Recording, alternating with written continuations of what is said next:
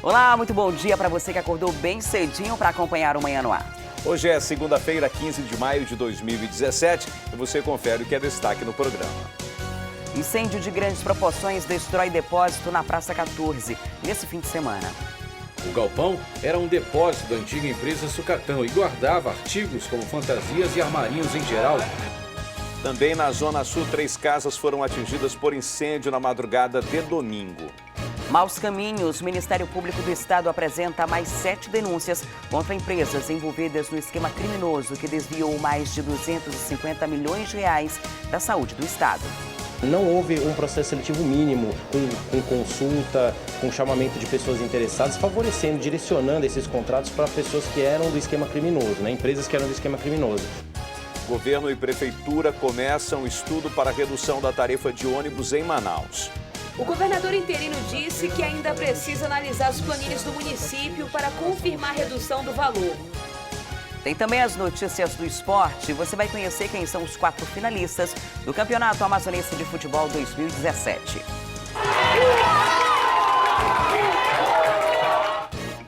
Isso e muito mais a partir de agora. Manhã no Ar, o seu dia começa aqui.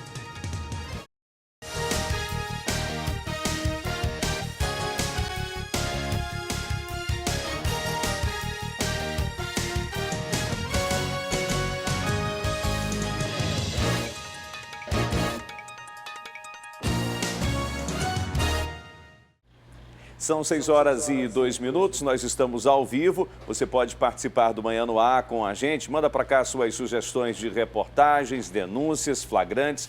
É só enviar uma mensagem de áudio ou de vídeo para o nosso WhatsApp, 9225-8767. Entra também na nossa página no Facebook e interage com a gente por lá. E a cadeia pública Raimundo Vidal Pessoa foi novamente desativada na sexta-feira, quando mais de 160 presos que estavam lá desde o início do ano foram transferidos para o CDP2. O Danilo Alves conversou com o secretário da SEAP sobre essa transferência. Vamos conferir. A Secretaria de Administração Penitenciária realizou um balanço falando um pouquinho sobre a transferência desses detentos. Na verdade, foram 162 presos que saíram da cadeia Raimundo Vidal Pessoa para seguir para o novo Centro de Detenção Provisória 2, que fica próximo ao CDP1, próximo da área do semiaberto. Quem vai falar um pouquinho sobre o procedimento dessa transferência que foi antecipada vai ser o secretário da SEAP, Cleitman Filho. Então, secretário, conta um pouquinho para a gente como é que foi. Existiu algum motivo dessa antecipação? A data limite nossa seria até o dia 15, mas nada impedia a Secretaria de fazer antecipadamente essa movimentação. E nós tínhamos também informação de que as famílias iriam protestar à frente da cadeia, muita gente ali na frente da Vidal Pessoa, ia causar um problema de circulação de veículo das pessoas que estão indo para o seu trabalho e também até para que as tropas iam ter dificuldade em compor o comboio e deslocar com segurança até a cadeia inaugurada. Quantas vagas existem agora lá para esses detentos e quantos realmente devem ficar por lá? Na verdade, nós temos um pavilhão, que esse pavilhão tem 4 alas, sendo 2 superiores e 2 inferiores. A capacidade total para 240 presos e nós estamos com a população lá de 162 presos.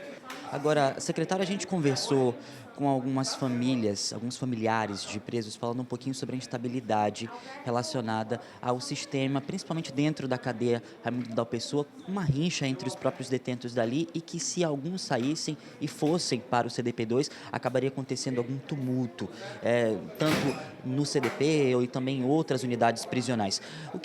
Se a secretaria tem conhecimento disso e se realmente isso é verdade ou não? Há informe a esse respeito, mas eles já estavam convivendo em um improviso de cadeia, que era Vidal Pessoa, e estavam convivendo normalmente. O preso sempre vai dizer que está havendo ameaça, que vão matar uns aos outros. Agora, como eu sempre digo, o Estado não pode ser onipresente, nem babá de preso, do Estado dentro das celas 24 horas tomando conta da vida deles. Ou eles conseguem conviver de uma forma harmônica, ou então vai ter problema, como teve no Puracacora. Uma cadeia trancada, os próprios amigos de dentro de uma cela vão, decidem e matam outro. Aí eu vejo que é impossível, o Estado fica, vamos dizer assim, sem possibilidade de evitar isso. Mas nos casos de normalidade, o Estado tem dado garantia de vida para todos os presos. O corpo de um homem que estava desaparecido desde sexta-feira, depois de entrar no rio, no município de Parintins, foi encontrado. O Rubens Filgueiras de Andrade, de 30 anos, desapareceu quando pulou no rio Uicurapá. comunidade São Pedro do Marajó, no fim da tarde de sexta-feira. As buscas permaneceram por 2 dias, até que no início da tarde de ontem, o corpo foi encontrado e levado ao IML de Parintins para reconhecimento e liberação. E a Justiça de Parintins determinou a retirada de cerca de 600 famílias que invadiram, em junho do ano passado, um terreno particular. O repórter Geandro Soares tem outras informações. A área invadida fica no loteamento Pascoal Alágio, zona oeste da cidade. A população começou a chegar em junho do ano passado e hoje, mais de 2.500 pessoas estão ocupando o local. Para que a ordem do juiz Fábio César Olinto, que responde pela 2ª Vara de Justiça de Parintins, seja cumprida, o efetivo de Parintins receberá o reforço de 80 policiais vindos da capital, além de órgãos ligados à assistência social. No momento em que a tropa deslocar para a ilha, com o apoio do GGI, da Prefeitura, dos órgãos municipais de assistência social, para que seja feito aquele contato no sentido, primeiro, de conscientizar, né, as pessoas que estão ocupando essas áreas para que saiam de forma pacífica, e também orientar, caso seja necessário intervir com a tropa no local, com aquela retirada também, tem todo um trabalho. Na delegacia do município, existem denúncias de vendas de lote e até de agressões no terreno ocupado. E muitas vezes põe um bandido na frente para tomar terreno, para se proteger. Os pessoal da comissão estão fazendo isso, entendeu? Então meu irmão está sendo ameaçado, não só meu irmão como outros, que outras pessoas não podem sair do seu local para trabalhar, porque por motivo de estar todo o tempo no terreno, porque se ficar fechada a casa, eles vão, entram na casa e repassam para outras pessoas. Fato negado pelo presidente da Comissão dos Moradores, que promete permanecer na área e espera auxílio do poder público. E a associação, juntamente com a população, passa para uma família que necessita esse terreno. Não é feito com agressão, não é feito de uma forma desordenada, é feito tudo com controle para que não haja perda, tanto para aquele que estava ali, que foi desmontada a sua casa, e botada uma família que realmente necessita, e nós amparamos essa família. O comando da Polícia Militar já começou a orientar os moradores para que a retirada seja feita de forma ordeira e que não haja prejuízos. Porque quando essa equipe toda e essa última mobilização ocorrer em Parintins já com as equipes aqui, o prazo será menor, normalmente 12 a 24 horas para fazer a retirada dos seus pertences, né? E aí as pessoas podem aproveitar ainda nesse período que está para se definir a data final de execução para retirar esses materiais e aproveitar os materiais das casas construídas. Na sexta-feira, o Ministério Público Federal apresentou mais 7 denúncias contra empresas envolvidas na Operação Maus Caminhos.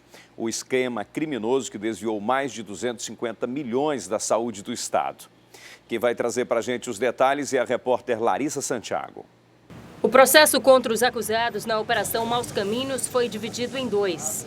O primeiro é do médico Mohamed Mustafa, da empresária Priscila Marcolino, da enfermeira Jennifer Nayara e Alessandro Viriato.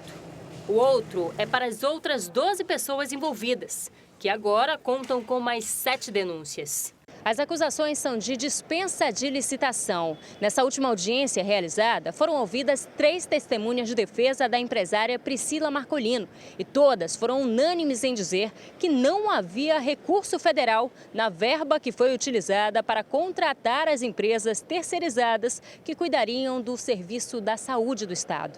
Não houve um processo seletivo mínimo, com consulta, com chamamento de pessoas interessadas, favorecendo, direcionando esses contratos para pessoas que eram do esquema criminoso, né? Empresas que eram do esquema criminoso. No caso da irmã de Mohamed, ela figura como sócia de uma das empresas, né? E por essa razão ela foi diretamente beneficiada pela situação, inclusive ela assinou os contratos e por isso que ela está sendo processada nesse momento. As próximas audiências vão ser realizadas nos dias 8 e 9 de junho. E técnicos de enfermagem do Hospital 28 de Agosto estão há 3 meses sem receber os salários. Por isso, eles pararam as atividades na sexta-feira para protestar.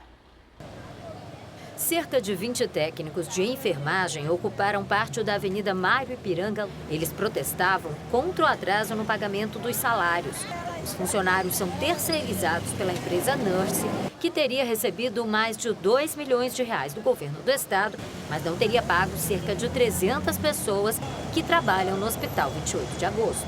As empresas alegam que o governo não repassa a verba para elas e, consequentemente, eles não repassam para o funcionário. Só que não é assim que funciona. Se a empresa tem uma responsabilidade para com os funcionários, ela tem que cumprir. Então, os funcionários já estão há mais de 3 meses sem receber. Não estamos de brincadeira aqui não, nós lidamos com vida, somos profissionais, merecemos respeito e dignidade. De acordo com os manifestantes, durante o protesto, o atendimento de alguns setores do pronto-socorro, como a UTI, foi feito por estagiários. Você botar na mão de pessoas que estão começando agora, que estão iniciando, acabaram de sair da escola de enfermagem, e jogar já dentro de uma UTI, não tem como, entendeu? Sobrecarrega alguns funcionários que já estão aí há muito tempo, né? E eles mesmos ficam sem saber o que fazer lá dentro. Em nota, a Suzan disse que este mês houve esse atraso por causa do bloqueio feito pelo TSE nas contas do governo e que o repasse seria feito ainda na sexta-feira. A Suzan informou ainda que o atendimento no Hospital 28 de Agosto não foi prejudicado por causa do protesto. E a gente viu no início do programa que os detentos que se dizem ligados ao PCC, facção criminosa criada em São Paulo e que estava na cadeia pública Raimundo Vidal Pessoa, foram transferidos. Desde o massacre do dia 1º de janeiro, 4 meses atrás, PCC e Família do Norte vêm brigando pelo comando dos presídios. A TV A Crítica teve acesso com exclusividade a um vídeo que teria sido gravado pelos presos que foram para o CDP-2. Eles disseram que estavam sendo levados para a morte. A reportagem é de Cleito Pascarelli e Tarcísio Eden. O vídeo a que a TV A Crítica teve acesso com exclusividade foi gravado no início do mês, dentro da cadeia pública Raimundo Vidal Pessoa. Presos pedem para não serem transferidos porque correm risco de morte. Nossa vida está correndo risco de vida se nós formos transferidos para o CDP-2. Aqui ó, um sobrevivente que veio de lado fechado e viu lá tudinho um túnel que os caras estão preparando, só esperando nós chegar naquela cadeia para fazer a covardia de matar nós que nem mataram nossos irmãos lá no começo do ano. Estamos só esperando isso. Por favor, deixe nós permanecer aqui, é o que a nossa família quer. A gente quer pagar nosso veneno aqui, nossa cana e poder ir embora para nossas casas com nossa família. Ninguém quer mais nada do que isso, não, só isso mesmo. Caso a autoridade puder dar uma atenção e ajudar nós aí, nós agradecemos de coração mesmo. Eles se auto-intitulam integrantes do PCC. O túnel que eles se referem teria sido aberto pela facção rival, FDN, e ligaria o Compage à nova unidade prisional. Este fato lembra o que aconteceu no fim do ano passado. Uma carta foi protocolada por advogados de detentos no dia 10 de dezembro, avisando que corriam risco de vida. Os dois acabaram mortos na chacina de 1º de janeiro. Criando um verdadeiro Carandiru, juntando vários complexos penitenciários próximos. Isso é um barril de pólvora. A Ordem dos Advogados do Brasil já tem conhecimento do fato e afirma que vai tomar providências. Nós vamos nos sentar para resolver o que vamos fazer nessa questão iminente do novo presídio. O risco que os presos que estão sendo transferidos para lá estão correndo. A Defensoria Pública foi procurada pelas famílias dos presos que estão amedrontadas com o anúncio das mortes. A informação também chegou pelo Disque 100, da Secretaria de Direitos Humanos do Governo Federal. E as autoridades foram comunicadas. Nós recebemos pelo Disque 100 denúncias a respeito dessa situação do risco de vida aos prisioneiros e tão logo quanto possível entramos em contato com a Secretaria de Administração Prisional, falamos diretamente com o Coronel Cleitman e comunicamos essa situação de risco. Havia inclusive uma data marcada para ver esses assassinatos e a Secretaria tomou as providências. O promotor do Ministério Público, que integra a Comissão de Avaliação do Sistema Carcerário, afirmou que fez uma inspeção na terça-feira, assim que recebeu a denúncia do túnel. Mas nada foi encontrado. Ele garante que há segurança aos presos. É um sistema novo, é um presídio novo, dentro de uma moderna construção. Ele não divide muro nem com Compage, nem com CDPM. Há uma via que faz a separação. Entre essa via e o Compage e o semiaberto, existe um estacionamento, um bloco de administração. Ou seja, eu calculo que pelo menos 80 a 100 metros de distância ou mais estaria, se possível, a construção de um muro, separando essas duas unidades prisionais. Mas temos mais ainda. Primeiro, lá tem a presença da Força Federal. Esses blocos novos foram construídos com sistema de concretagem, ou seja, não é, pelo menos no primeiro momento, possível que isso aconteça uma escavação que permita a invasão de um grupo grande nessas áreas. Então, nós não podemos garantir que 100%, em torno de 100% de que não vai acontecer nada, mas garanto de que os riscos maiores estavam sendo na Vidal Pessoa. A gente quer pagar nosso veneno aqui, nossa cana e poder ir embora para nossas casas com nossa família. Ninguém quer mais nada do que isso, não, só isso mesmo. Caso a autoridade puder dar uma atenção e ajudar nós, aí nós agradecemos de coração mesmo. Agora nós vamos falar sobre uma perseguição policial que aconteceu no domingo à tarde e acabou com a população agredindo os suspeitos. Quem traz os detalhes para a gente deste assunto é o Danilo Alves. Oi, Danilo, bom dia. Qual é a situação dos suspeitos? Eles foram presos depois de serem agredidos pela população, Wilson. A situação aconteceu por volta das 2h30 da tarde deste domingo, aqui na Alameda Cosme Ferreira. Rodrigo Oliveira dos Santos e também o Pablo Lira, um de 18 e outro de 21 anos, acabaram sendo presos depois que estavam fazendo arrastão aqui pela zona leste da cidade em um carro modelo Palio de cor mostarda. Eles assaltaram pelo menos 5 pessoas, de acordo com a polícia militar. E uma dessas pessoas, uma dessas vítimas, acabou acionando a PM, que é a 9ª Companhia Interativa Comunitária, e logo depois a PM tentou achar o veículo. Conseguiram. Uma perseguição policial começou. Aqui mesmo, na Alameda Cosme Ferreira. As pessoas que passavam aqui pelo local viram que era uma velocidade tremenda em que esse carro estava passando, esse modelo Palio. Chegou até a atropelar uma motociclista, uma mulher de 18 anos, grávida, de 4 meses. Ela chegou também a vir aqui para o Hospital de Pronto-Socorro João Lúcio, local onde essa perseguição policial terminou. Depois que terminou essa perseguição, a PM conseguiu pegar os 2 suspeitos. Antes disso, os populares, até mesmo as vítimas dessas pessoas, desses 2 suspeitos, chegaram aqui, fizeram justiça com as próprias mãos. Eles agrediram os 2 homens até a polícia pegar os 2 e colocarem na viatura. Nós temos um vídeo amador onde mostra os populares agredindo justamente os 2 suspeitos até que a polícia militar leva eles até a delegacia. Eles foram levados para o 14º Distrito Integrado de Polícia, mas antes foram para o hospital porque ficaram bastante feridos. Eles chegaram aqui na emergência, receberam os curativos e aí sim foram para a delegacia de polícia, devem responder pelos crimes de roubo e também posse ilegal de arma de fogo, já que eles estavam armados. Agora, depois que essa situação aconteceu, também o carro foi totalmente depredado, como vocês viram também nas imagens. Mas eles só pararam o carro desses 2 suspeitos porque a própria viatura bateu. Então, se a viatura não tivesse atingido o carro, provavelmente esses 2 suspeitos teriam fugido. Mas foram presos, foram agredidos, depois para o hospital, em seguida para a delegacia, agora devem responder por esses crimes. Wilson. Tá certo, Danilo, muito obrigada pelas informações. E o dia D da vacina contra a gripe foi no sábado em todo o país. Aqui em Manaus, as pessoas do grupo prioritário foram até os postos de saúde em busca de imunização. A meta até o dia 26, quando termina a campanha, é vacinar 400 mil pessoas. A campanha começou no mês passado, mas a procura pela vacina contra a gripe só foi intensificada no sábado, no dia D de mobilização nacional. Dona Maria, de 88 anos, é acostumada a tomar a vacina todo ano e não perde o prazo. O que a senhora sente que melhora na sua vida anualmente quando a senhora toma a vacina? Olha, eu acho que é tudo, pelo menos a gripe não me pega, né? O neto da idosa aproveitou o fim de semana e trouxe a avó para a imunização. Geralmente ocorrem muitos casos de gripe, né? E até mesmo pela idade deles, que já é uma idade bem avançada. Então achei bem legal, bem interessante.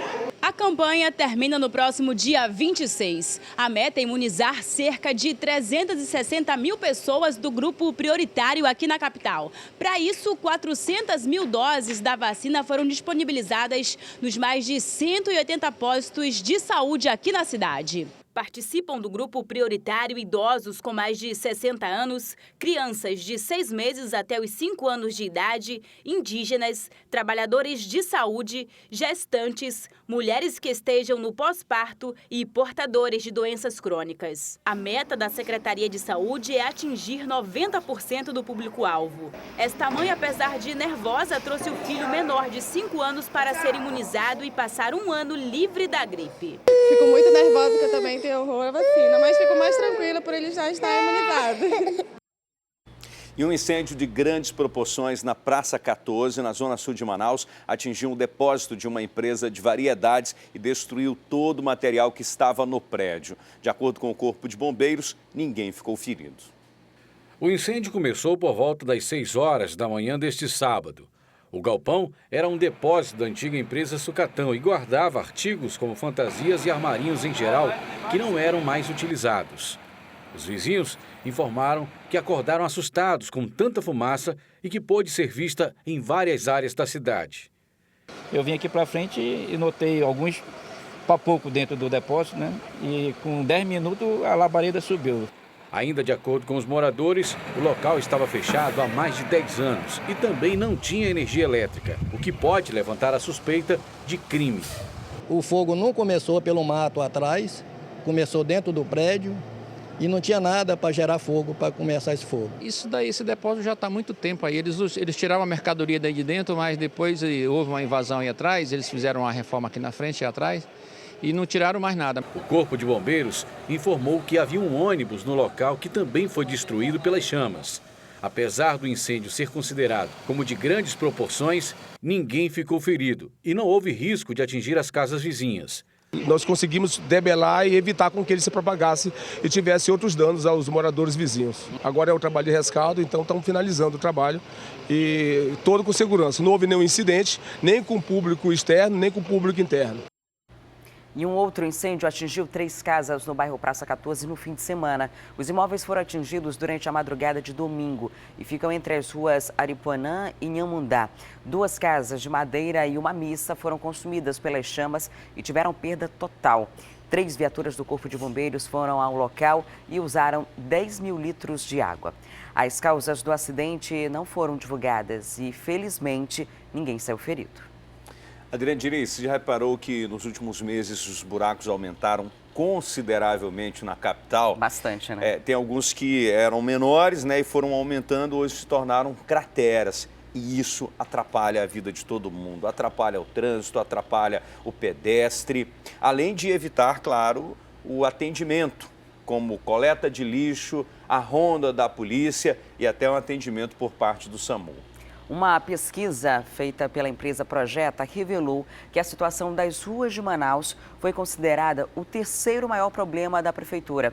Mais de 47% da população avaliaram que o asfaltamento é péssimo aqui na nossa cidade. E a gente vê mais detalhes agora na reportagem de Amanda Amorim e Alex Gomes.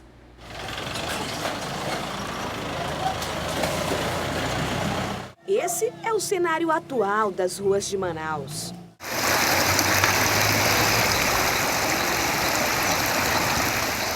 Buracos em todas as zonas da cidade. Uma pesquisa feita pela empresa Projeta, a pedido do jornal A Crítica, ouviu mais de 800 pessoas com mais de 16 anos em diversos bairros da cidade. 47,7% dos entrevistados consideram o asfaltamento de Manaus péssimo. 30,2% acham ruim. Apenas 15% acham o asfalto regular e 6,4% consideram as ruas boas. Menos de 1% da população faz uma ótima avaliação do asfaltamento na capital. O alto índice de insatisfação com a infraestrutura das ruas da cidade tem razão para acontecer. Em 3 meses, o asfalto cedeu em pontos estratégicos. Crateras se abriram e causaram enormes transtornos na vida do manauara. No dia 21 de março, um buraco na Efigênio Salles complicou a vida dos motoristas.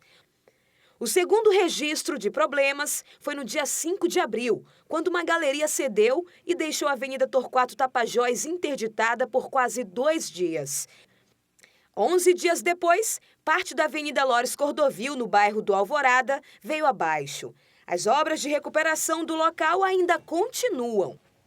O buraco mais recente, que deu bastante dor de cabeça para os motoristas, estava na Avenida Humberto Calderaro Filho, próximo à passagem de nível com a Daci Vargas, que deixou o trânsito caótico com um engarrafamento de quase 5 quilômetros.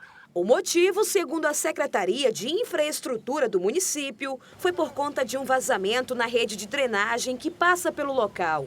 O problema foi resolvido, mas quem tentou escapar enfrentou dificuldades. Manaus está precisando de minis, viaduto, está precisando de organização no trânsito. O senhor estava indo para onde? Eu estou indo aqui para o Parque 10. E aí, como é que fica o compromisso? Já vim da Constantino Neri, eu já vim do Boulevard, está tudo parado. Vieira Alves parado, um caos. Esse não é um problema só das grandes vias da cidade. Ele também se estende para as ruas de bairros nobres e comunidades. Uma rua sem pavimentação como essa, que fica aqui no conjunto Castanheiras, na Zona Leste, causa inúmeros transtornos para os moradores.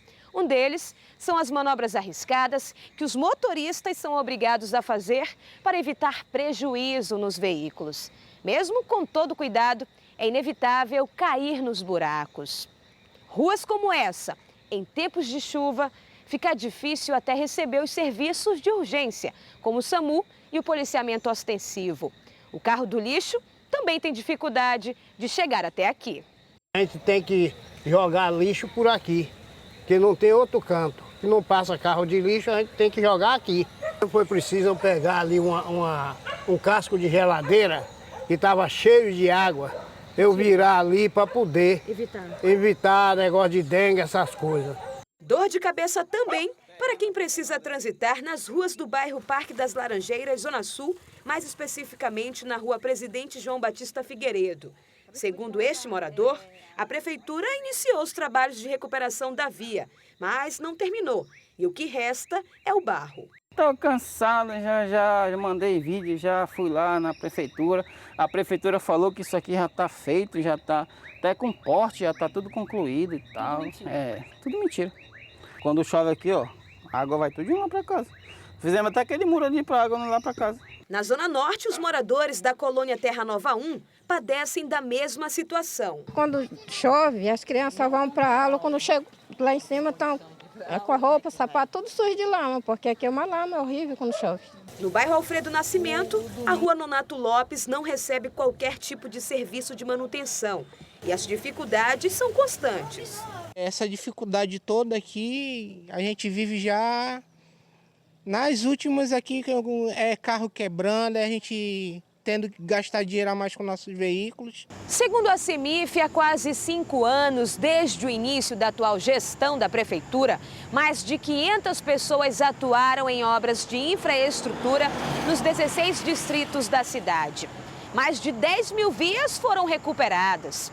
Só esse ano, mesmo com o período das chuvas, a força-tarefa chegou até 53 bairros da capital. Só que para a população, todo esse trabalho ainda é insuficiente. Prova disso está nesta comunidade, no bairro Colônia Santo Antônio. Há 20 anos, a Rua da União não recebe serviços de manutenção no asfalto pela prefeitura. Com o período chuvoso, os buracos se espalham por todos os lados.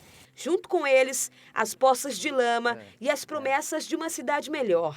Sonho do seu José Bonifácio. A gente sai de casa e comparar, chegar e ver essa situação aí, não é tanto nem para todos nós, né? Todos os moradores daqui. Nós temos esperança, né? E de parecer, né, o órgão competente e fazer, né? Enquanto a solução não aparece, as ruas de Manaus viram verdadeiras plantações de banana. E aí o amazonense vai tirando, vai levando essa situação aí, né, de maneira cômica, né, para poder superar esse problema. E olha só, a questão da falta de pavimentação nas ruas de Manaus não é só o que você consegue ver ali, que é a dificuldade do condutor, a dificuldade do pedestre, mas acaba trazendo uma série de outros prejuízos, né, para o cidadão, porque no momento em que você não pode sair da sua casa, né, sem ser, por exemplo, atingido pela lama que está ali dentro, no momento em que você não pode andar por uma rua que está pavimentada, isso tira a sua dignidade, né? Isso tira você, tira aquele direito enquanto cidadão. Imagina a dificuldade que enfrenta quem é cadeirante para sair da sua casa, para trafegar por uma rua que não é pavimentada e que não tem buracos, Adriano Diniz. Nas ruas de Manaus a gente já tem cratera. Olha, tem situação que tem que sair com sacola de plástico no pé. Imagina só, para você ir para a escola, para você ir trabalhar, ter que se sujeitar a uma situação como essa. Esses buracos não atingem apenas as áreas periféricas, eles estão espalhados em toda a cidade. E à medida que você não toma uma providência, o buraquinho vira uma cratera e isso só vai prejudicando. Agora, imagina só você não ter direito a um atendimento de saúde, uma ambulância não poder chegar até a sua casa porque os buracos não permitem que isso aconteça. Ou você não conseguir um atendimento de polícia porque a viatura não passa até o local. Você não tem uma coleta de lixo na sua rua porque o carro não consegue passar, né? A gente vê essa situação em vários bairros da cidade, infelizmente. Em alguns casos, há um atendimento paliativo. Aí a gente denuncia, vai lá, a prefeitura, vou fazer aqui uma operação tapa-buraco, que faz um buraco invertido, vira aquele mudrongo, porque não faz um serviço como deveria, não cava direito para planar e depois colocar o asfalto, começa a colocar uma massa asfáltica que fica para cima, em vez de você passar num buraco, você passa em várias ondulações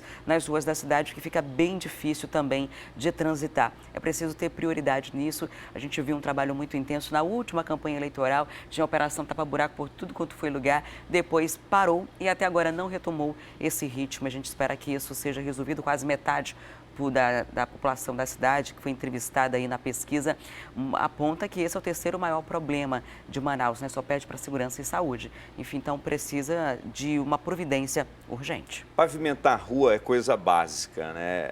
É saneamento básico. E no momento em que você faz isso, você evita que aquele buraco esteja acumulando água. No momento em que aquele buraco acumula água, se forma uma poça de lama, isso daí atrai mosquitos e representa um risco à saúde das pessoas. E aí, como é que pode o poder público falar no trabalho de prevenção em saúde se ele não faz o básico? E o governador interino e prefeito estiveram reunidos pela primeira vez no fim de semana e voltaram a falar sobre a retomada dos subsídios para as empresas de transporte coletivo e a possibilidade de reduzir a passagem de ônibus. O governador interino Davi Almeida se reuniu por quase 1h30 com deputados estaduais e o prefeito de Manaus, Arthur Neto. Depois do encontro, o prefeito decidiu conceder os subsídios às empresas do transporte coletivo na tentativa de diminuir o preço da tarifa da passagem. O conflito estava, sobretudo, no fato de que o governador antecessor do governador Davi Almeida não honrava a participação do Estado no combinado. Então isso aí, obviamente, desequilibrava o sistema. Poderíamos voltar a estudar isso no bojo da eliminação voltando a ver o subsídio ao ICMS do diesel, incluindo o IPVA também. O governador interino disse que ainda precisa analisar as planilhas do município para confirmar a redução do valor. Nós vamos chamar os técnicos do Sindicato dos Rodoviários, do Sinetran, todos os agentes que estarão envolvidos nessa questão, para que nós possamos já, com base nesses estudos, trabalharmos dentro daquilo que for possível. Outros assuntos que foram definidos na reunião estão a retomada das obras na Avenida das Flores e o auxílio para os índios venezuelanos. Já temos uma tratativa, já temos recursos da ordem de R$300 mil. A secretária Regina e o secretário Elias Emanuel. Esse projeto, esse convênio já está sendo analisado pelo Conselho Municipal de Assistência Social e assim que pudermos tirar esse projeto, esse convênio lá do Conselho Estadual, nós possamos já efetivamente repassar o dinheiro para a prefeitura para que nós possamos ajudar os nossos irmãos venezuelanos. E com relação ao subsídio para a compra do combustível por parte do Sinetran, que fim deu aquela investigação lá? Qual o resultado? Nem teve, né? Pois é. E o que vai acontecer quando voltar o subsídio? Será se o Sinetran vai continuar comprando aquela quantidade anterior? É porque o que acontecia, quando tinha um subsídio, que era essa isenção, as empresas compravam diesel além do que poderiam usar, né? E aí, quando cortou o subsídio, elas reduziram consideravelmente, o que levantou a suspeita de que poderia haver um desvio desse diesel que sofria esse benefício do Estado e também da Prefeitura, que poderia até estar sendo comercializado num mercado clandestino, né? Essa investigação que poderia ter iniciado na Assembleia Legislativa não seguiu porque a quantidade de parlamentares que seriam necessários para assinar o pedido de CPI não foi suficiente. Não teve ainda parlamentar suficiente apoiando esse processo de investigação, mas que pode ser dado em andamento pelo Ministério Público e também pela Polícia Civil, que pode investigar tudo isso. Agora resta saber também quanto vai ser a tarifa de ônibus a partir do momento que esse subsídio voltar. Esse subsídio cai em torno de 5 milhões de reais, né? Quanto que deve ser? A gente saiu de 3 para 3,80, volta para 3, vai ficar ali no meio. A gente precisa também, isso precisa ser muito claro, porque agora a Prefeitura e o governo dizem que vão fazer uma nova análise, né, dessas planilhas de custo. E essas planilhas que nunca ficaram bem explicadas, então a gente realmente não sabe até que ponto essa parceria provisória agora entre os governos, prefeito municipal e estadual, vai de fato beneficiar a população. O Tribunal Regional Eleitoral definiu o calendário das eleições suplementares para governador do Amazonas. A votação do primeiro turno será no dia 6 de agosto e um eventual segundo turno será no dia 27. O calendário eleitoral de 2017 foi aprovado na reunião do Tribunal Pleno do TRE. As convenções dos partidos que vão escolher os candidatos devem acontecer entre os dias 12 e 16 de junho. Os registros das candidaturas, quando os documentos vão ser entregues ao TRE, devem ser feitos em até 3 dias, até 19 de junho. O primeiro turno da eleição foi confirmado para o dia 6 de agosto e o segundo turno, se houver, acontece no dia 27 de agosto. Um detalhe importante do calendário é que os candidatos que ocupam cargos públicos vão ter 24 horas para se desincompatibilizar e pedir a saída do cargo. A propaganda no rádio e na TV também terá um tempo bem reduzido. No primeiro turno deve durar apenas 25 dias, começando no dia 10 de julho. O diretor-geral do TRE explicou que um dos primeiros desafios vai ser o envio das urnas para os municípios do interior do Amazonas. É diferente dos outros pleitos, né, que nós tínhamos a variável rio, que estava seca, então a gente usava transporte aéreo. Nós estamos revendo algumas dessas situações, por ser a primeira vez que nós fazemos em agosto, então existe o rio navegável ainda, e isso vai representar uma economia nas nossas contratações. Cerca de 35 mil pessoas devem participar do pleito em todo o estado do Amazonas. Isso inclui o efetivo do TRE e de outras instituições públicas. O orçamento não pode ultrapassar 18 milhões e 500 mil reais, como foi decidido junto ao Tribunal Superior Eleitoral. A nossa missão acaba quando é feita a diplomação. Então, existem 2 datas, uma em setembro e outra em outubro. Depende da Assembleia fazer que ele assuma, mas costumeiramente ocorre ou no mesmo dia ou no dia posterior. E a partir daí, apenas nós informamos ao TSE o resultado do pleito homologado. Bom, vamos trazer agora informações do trânsito. Nós temos imagens aéreas da Avenida Mário Ipiranga Monteiro, ali na frente à rotatória do Eldorado. Olha só, o trânsito está carregado. Segunda-feira, né, a gente está voltando aí do fim de semana. O trânsito também aparentemente está lento para quem está saindo ali do Parque 10, né, que está pegando também a Mário Ipiranga Monteiro e, consequentemente, a Avenida Torquato Tapajós. Olha só aí, apesar disso, está fluindo, né, o trânsito está fluindo sem maiores dificuldades, sem maiores problemas, né, são 6 horas e quanto aí, minha diretora? Me informa aí, por favor, 6h39, o negócio deve pegar a partir das 7h10, 7h15 aí nesse trecho. Quem enfrenta dificuldade, mais lentidão, é quem sai do Parque 10, né, quem vem pela Perimetral ou lá mais na frente pela Maneca Marques, enfrenta uma certa lentidão, o que também é natural para esse horário, né, o fluxo de pessoas que sai da zona centro-sul da cidade, até mesmo da zona norte, que acaba utilizando o Parque 10 como uma das rotas. A gente mostrou aqui a primeira saída que está, o tempo semafórico faz com que pare, mas tem um fluxo também bastante intenso. Agora a gente vai seguindo pela Avenida Mário Ipiranga Monteiro, o fluxo segue normalmente, a gente vai se aproximando do viaduto ali próximo ao Departamento de Trânsito, onde o trânsito acaba afunilando mais, porque fica as pessoas que estão saindo do Parque 10, as pessoas que estão seguindo pela Recife e que vão aí pegar caminhos distintos, mas grande parte acaba tendo que subir no complexo viário. Muitos veículos em circulação, hein? Muitos veículos. Bom, daqui a pouco a gente volta a trazer outras informações do trânsito. E depois do intervalo comercial, o governo do estado vai retomar obras que estavam paradas. Dentre elas, a Avenida das Flores e a AM070. Tem ainda a nossa interação ao vivo com a Rádio Acrítica e também o quadro A Vaga é Sua. Vamos falar sobre a realocação de postos de trabalho. É um instante só, não saia daí.